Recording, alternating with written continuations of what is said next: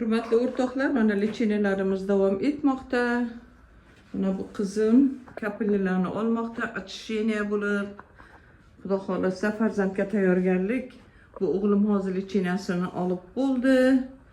Jo'rabek, oyir bo'lmading, sen gripp bo'lib kelding, ha? Bel og'riq, belonefrit, gripp.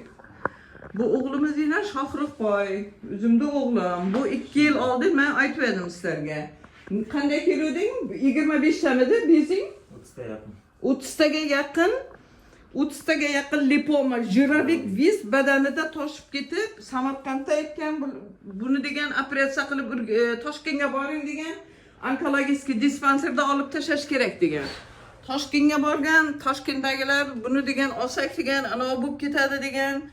Xullas qo'rqib Rossiyaga kelgan, Rossiyada urus klinikalarga qanchasiga davolangan.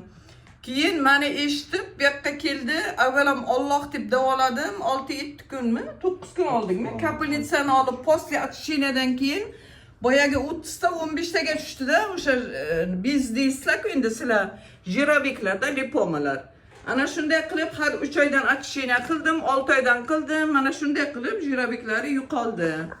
Mana hozir sal shamollasa ham kelib onasi unida ko'radi. Mana kelib lecheniya olib aytganlarimni qilib turadi. Sizlarga sog'lik, salomatlik azizlarim.